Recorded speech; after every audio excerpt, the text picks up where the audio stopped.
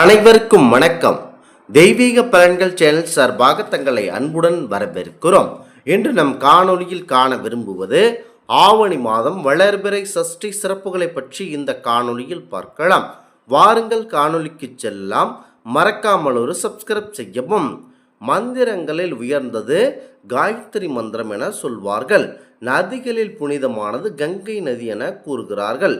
பசுக்களில் சிறந்தது காமதேனுவாக பார்க்கப்படுகிறது. அதுபோலத்தான் மலர்களில் சிறந்தது தாமரை, விரதங்களில் சிறப்பு மிக்கது கந்த சஷ்டி விரதம் என கூறுவார்கள். முருகப்பெருமானுக்கு உகந்த விரதங்களில் 3. அவை வெள்ளிக்கிழமை விரதம், கிருத்திகை விரதம், கந்த சஷ்டி விரதம் ஆகியவை. இவற்றில் கந்தசஷ்டி விரதம் குழந்தை பாக்கியத்தை அளிக்கக்கூடியது. அதுபோலத்தான் மாதத்தில் வரும் இந்த சஷ்டி விரதம் அந்த கந்த சஷ்டி விரதத்திற்கு இணையானது. சஷ்டியில் விரதம் இருந்தால் அகப்பையில் கரு வளரும் என முன்னோர்கள் கூறுவார்கள். இது நாளடைவில் மருவி உணவிற்காக சட்டியில் இருந்தால் அகப்பையில் வரும் என்றாகிவிட்டது. இது தவறான பழமொழியாகும். சஷ்டி திதி என்பது அமாவாசையிலிருந்து 6ஆம் நாள் முருகப்பெருமானுக்குரிய இந்த சஷ்டி திதி வருவதாகும். 6 கார்த்திகை நட்சத்திரங்கள் முருகனுக்கு உகந்தவையாகும். முருகனுக்கு 6 முகங்கள் உள்ளதால் சஷ்டி நாள் என்பது முருகப்பெருமானுக்கு உகந்ததாகவே பார்க்கப்படுகிறது.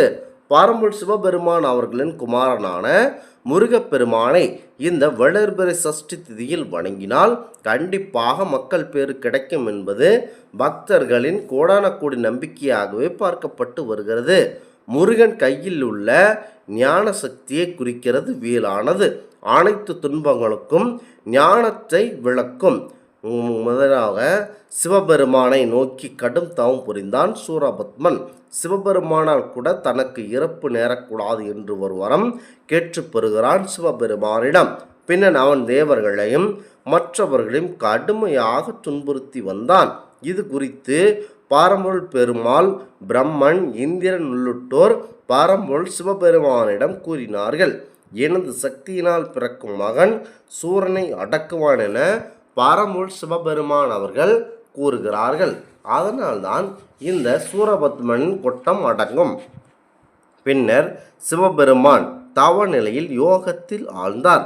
இந்த நிலையில் அவருக்கு இல்லற உணவை ஏற்படுத்திட தேவர்கள் மன்மதனின் உதவியை நாடினார்கள். மன்மதனுக்கு யோக நிலையில் இருக்கும் சிவபெருமான் மீது மலர்கணைகளை எய்தான். தவ நிலையை கலைந்து சிவபெருமான் கோபம் கொண்டு தனது நெற்றிக்கண்ணால் மன்மதனை எரித்து சாம்பலாக்கினார்.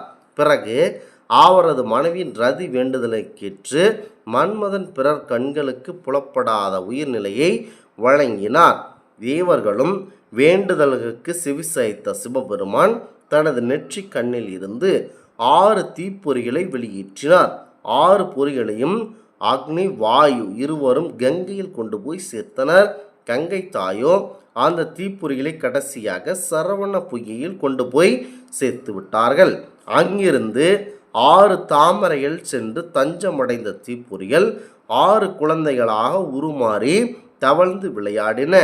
வைகாசி மாதம் விசாக நட்சத்திரத்தில் முருகப்பெருமான் அவர்கள் உலக மக்கள் உயர்வுக்காக இவ்வாறு திரு அவதாரம் புரிந்தார்கள். இவ்வாறு தான் முருகப்பெருமான் தோன்றம் பற்றி தல புராணம் கூறுகிறது.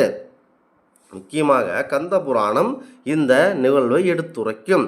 சரவண பொய்கையில் 6 தாமரைகளில் இருந்து குழந்தைகளையும் 6 கார்த்திகை பெண்களும் வளர்த்தனர். குழந்தைகளை பார்க்க வந்த பார்வதி தேவி 6 குழந்தைகளையும் ஒன்றாக சேர்த்தார்கள். அடுத்ததாக அந்த 6 குழந்தைகளும் ஒரு சேர எடுத்து அணைத்து கொண்டார்கள். அந்த குழந்தைகள் ஒன்று சேர்ந்து 6 முகங்கள் 12 கைகளுடன் கொண்ட ஒரு குழந்தையானது. அந்த குழந்தைதான் கந்தன் என பெயர் பெற்றது. முருகப்பெருமான் அவர்கள் உமாதேவியாரிடம் வேல் பெற்று சூரபத்மனுடன் போருக்கு தயாரானார். முன்னதாக சூரபத்மனின் வீரபாகு தேவரை தூதுவராக அனுப்பினார்.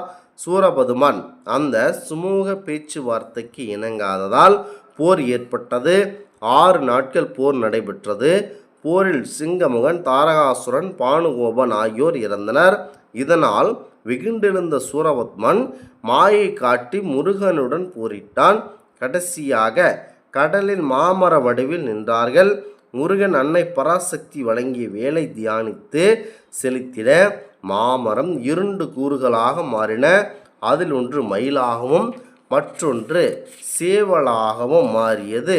அடுத்ததாக முருகன் மயிலை வாகனமாகவும் சேவலை தனது கொடியிலும் ஏற்றுக்கொண்டார்கள். இந்த சஷ்டி விரதமானது ஆவணி மாத சஷ்டி விரதம் இருப்பவர்கள் பிரதமைக்கு முதல் நாள் ஒரு நேரம் மட்டும் சைவ உணவு உட்கொள்ள வேண்டும். பின்பு விரத நாளான பிரதமை அன்று அதிகாலையில் எழுந்து நீராடி சுத்தபத்தமான ஆடைகள் அணிந்து கொண்டு பாரம்போல் முருகப்பெருமான் அவர்களுடைய கோவிலுக்கு சென்று வழிபட்டு காப்பு அணிந்து விரதம் இருக்க தொடங்கிவிட வேண்டும். தொடர்ந்து 6 நாட்கள் விரதம் இருக்கலாம். அவ்வாறு முடியாதவர்கள் சஷ்டியான நாட்களிலும் விரதம் இருக்கலாம். முடிந்தால் கோவில்களிலே தங்கியிருந்து இறைவனுடைய தரிசனம் செய்ய வேண்டும். விரத தினத்தில் சிறிது தண்ணீர் மட்டும் அருந்தி உபவாசம் இருப்பது சாலச் சிறந்தது. அவ்வாறு இருக்க முடியாதவர்கள் சூரிய அஸ்தமனத்திற்கு பிறகு வழிபாடுகளை முடித்து இறைவனுக்கு நிவேதனமாக வைத்து பால் பழம் ஆகியவற்றை சாப்பிடலாம். 6ஆம் நாளன்று உபவாசம் இருக்கலாம். உடல் நலமின்றி இருப்பவர்கள் இறைவனுக்கு நிவேதனம் செய்யப்பட்ட சர்க்கரை சாதத்தின் சாப்பிடலாம். பகலில் உறங்குவது தவறானது. சஷ்டி என்று இரவிலும் விழித்திருக்க வேண்டும். அடுத்ததாக 6 காலங்களிலும் பூஜை செய்ய வேண்டும். முருகப்பெருமானிடம் முறையாடுவது, கோவிலுக்கு சென்று வழிபாடு செய்வது நல்லது. கந்தனுடைய வரலாற்றை கண்டிப்பாக காது குளிர கேட்க வேண்டும். மறுநாள் அதிகாலையில் சூரிய உதயத்திற்கு முன் எழுந்து நீராடி முருகப்பெருமானை வழிபட்டு அடியவர்களுக்கு அன்னதானம் வழங்கி பின் தானம் உண்டு விரதத்தினை சிறப்பாக முடிக்க வேண்டும். மாதந்தோறும் வரும் சுக்லபசஷ்டி விரதம் இருப்பவர்களின் வினைகள் விந்து சாம்பலாகும். அனைத்து நலன்களும் கிடைக்கப்பெறும். சஷ்டி கவசத்தை படித்து மனப்பாடம் செய்வதால் மக்கள் செல்வம் பொருட்செல்வம் உண்டாகும். கடன் தொல்லை விரைவில் நீங்கும். வேலைவாய்ப்பு கிடைக்கும். மற்ற நபர்களால் செய்யப்பட்ட தீவினைகளில் இருந்து காப்பாற்றப்படுவோம். நாம் செய்த நல்வினைகளில் இருந்து விடுபட்டு நல்லதொரு வாழ்க்கை அமையும். இந்த ஆன்மீக தகவல் உங்களுக்கு பிடித்து இருந்தால் தெய்வீக பலன்கள் சேனலை கண்டிப்பாக சப்ஸ்கிரைப் செய்து கொள்ளவும். மீண்டும் ஒரு நல்லதொரு காணொளியில் உங்களை சந்திக்கிறோம். நன்றி, வணக்கம்.